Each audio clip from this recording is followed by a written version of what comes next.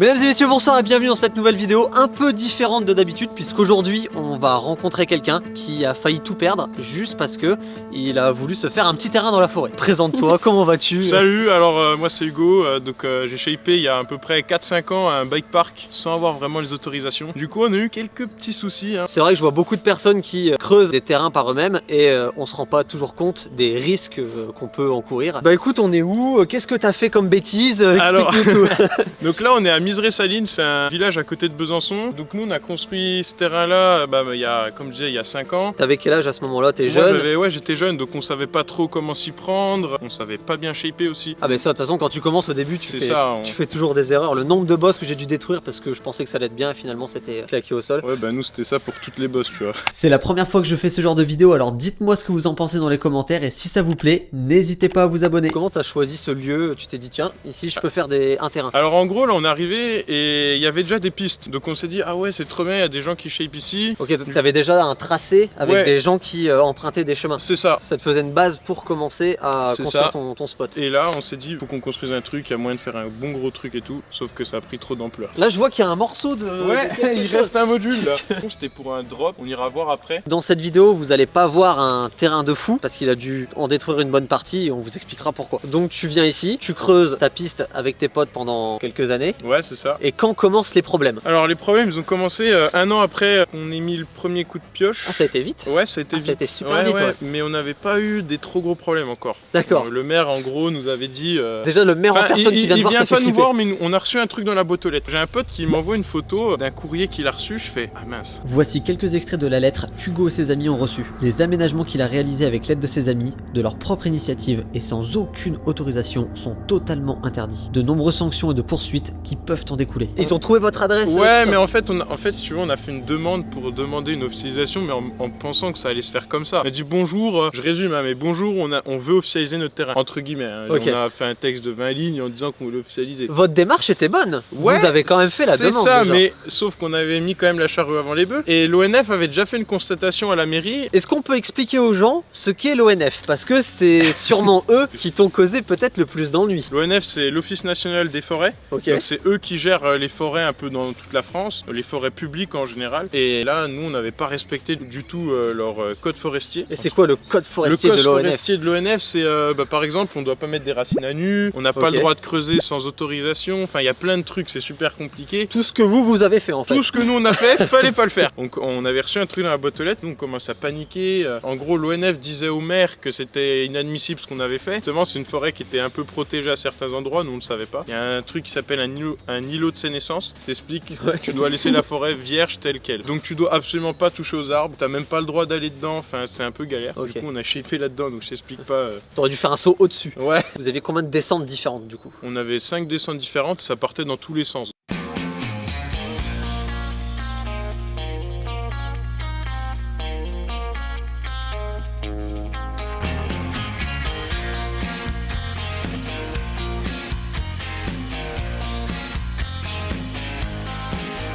Vous pouvez retrouver les vidéos de construction d'Hugo sur sa chaîne YouTube, je vous mets le lien dans la description. Ça représentait combien de mètres ou de kilomètres? Il y avait à peu près 2 km de piste. Donc là on peut voir qu'il y avait un petit saut ici. Tu partais de là, t'atterrissais là-bas. Ouais, t'atterrissais là-bas. Là vous avez remis à plat comme vous pouviez. Ouais c'est ça, on a cassé le saut parce qu'ils nous ont demandé de tout casser. Un an après avoir eu votre premier avertissement, vous pensez que ça y est, les problèmes sont passés. Vous vous remettez un petit peu à creuser dans la forêt et qu'est-ce qui se passe?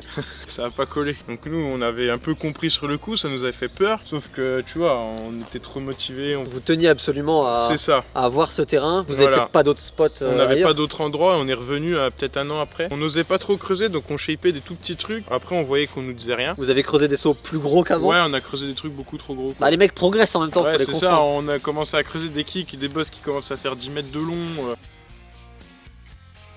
Là on peut voir un vestige de saut que vous avez remis à plat. Ils avaient utilisé des rondins, des pierres, vous avez mis de la terre par dessus. Ça faisait un saut qui était beaucoup plus haut, donc à peu près à cette hauteur là. C'est juste que vous avez dû tout détruire par la suite. Là Hugo nous montre où était le plus gros saut de son terrain.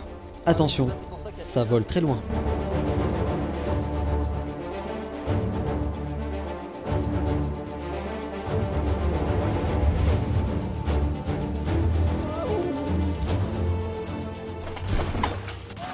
Alors, après cette deuxième convocation, ça y est, vous détruisez tout et c'est fini. Ouais, bah voilà, sauf que nous on voulait pas détruire. Ils Nous ont on pas s'est voulu. dit, on veut pas détruire notre bike park, on s'est pas rebellé, mais on va dire qu'on s'est défendu. Vous décidez de faire une pétition et Voilà. qui a été soutenue par énormément de personnes. Ouais, c'est ça, il y a eu presque 2000 signatures sur la pétition. Du coup, la presse aussi, vu qu'elle a vu cette pétition, en a parlé. La presse en parle, c'est le moins qu'on puisse dire, puisque le terrain d'Hugo apparaît aussi bien dans les journaux que les articles en ligne et même à la radio. Un bike park à Misres-Saline, un projet porté par Hugo Creusenet, 21 ans. Il y avait marqué bras de fer entre le maire et... Les médias, ils aiment Ah, bien, la plier, confrontation. Ils aiment bien la confrontation, alors qu'en réalité, il n'y a pas eu une confrontation, mais on s'est dit, il y a possibilité de faire ça, faut qu'on saisisse l'occasion. On pourrait penser que tout allait s'arranger après une pétition qui a été signée par 2000 personnes, des articles dans la presse et dans les journaux qui vous soutiennent. Tout s'arrange ou... Non, non, parce qu'on reçoit un peu un listing, on va dire, qui nous dit, écoutez, donc vous avez commis telle infraction, Donc l'ONF vous liste toutes les infractions que vous avez commises Ouais, dans cette c'est petite ça. forêt et le cumul de ces infractions s'élevait à 12 000 euros. 12 000 Donc, euros. Autant dire que quand on a vu ça, on a fait une drôle de tête, quoi. Bah tu m'étonnes. Et t'as Et- quel âge à ce moment-là? 17 ans ou quelque chose comme ça. Mais comment tu peux payer 12 000 euros à 17 ans? Enfin ta vie s'arrête. Ouais, là c'était la catastrophe dans nos têtes. On est hors la loi et tout, alors qu'en réalité... C'est 12 000 euros d'amende sur votre groupe ou sur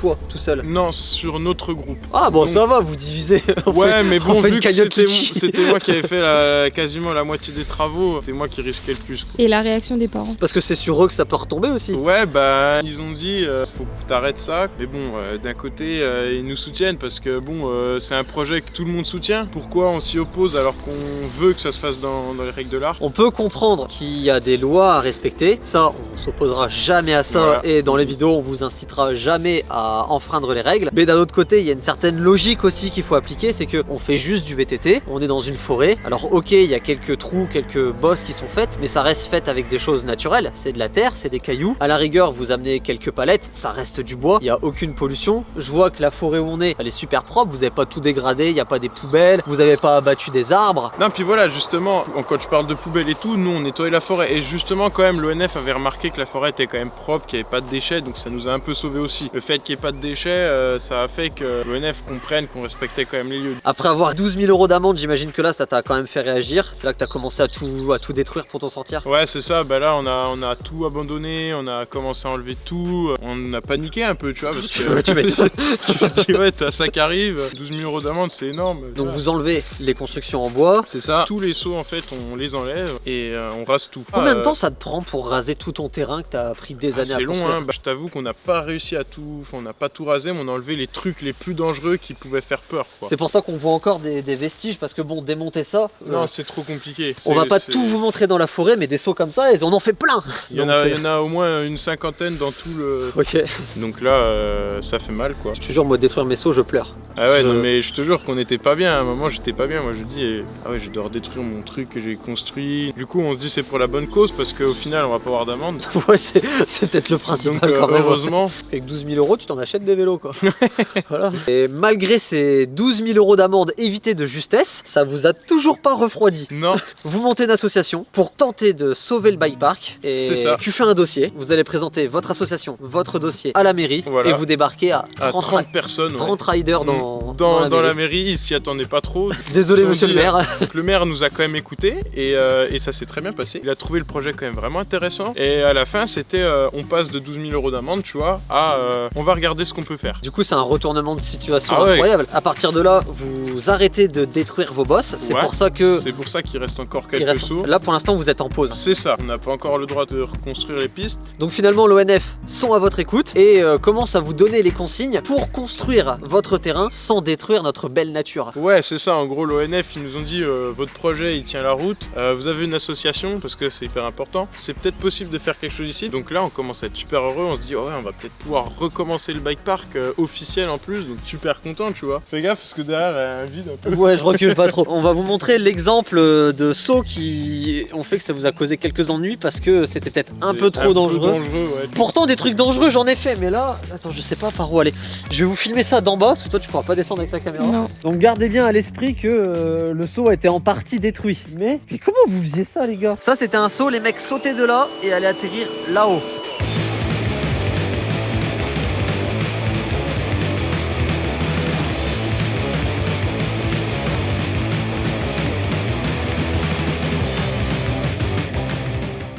cailloux, donc là tu te mets poney, tu raccroches, c'est foutu, tu casses ta jante. Tu passes pas le saut, t'es dans les rochers directs. Oui bon, c'est vrai que le kick en palette, c'est pas ce qu'il y a de mieux pour décoller. Et donc les mecs prenaient leur élan tout là-bas dans la forêt. Il y avait une grosse descente. Ah, ça faisait un saut de l'espace quoi. Ça fait partie des choses qu'ils ont dû démonter. C'était une belle petite passerelle suivie d'un saut. Ils avaient mis du grillage dessus. Ça permet de rouler par tous les temps et pour pas que le pneu dérape. Donc j'imagine que comme le grillage est là, le saut était après de ce côté-là. C'est ça, ouais, c'est ça. Pour savoir quelle était la piste verte, la piste bleue, la rouge, la noire. Ah oui, parce que vous aviez fait différentes pistes avec différents niveaux de difficulté. Ouais, c'est ça. En gros, t'avais une verte, deux bleues, deux rouges et deux noires. Il n'y a plus beaucoup d'informations sur ce panneau-là, mais j'imagine que... Regarde, c'était piste rouge, piste bleue, piste verte. Bon, après, comme on vous l'a dit, on vous le répète, hein, ça fait très très longtemps maintenant qu'on leur a interdit de creuser ici, donc forcément, ça ressemble plus trop à grand-chose. Tu peux nous montrer le point de départ de la piste? Donc c'était plutôt un start naturel. Mais on avait quand même mis des palettes dessus. Ah oui, vous aviez rehaussé le tas de cailloux. C'est aussi ça, construire des terrains de VTT, c'est se servir de ce qui existe déjà dans la nature.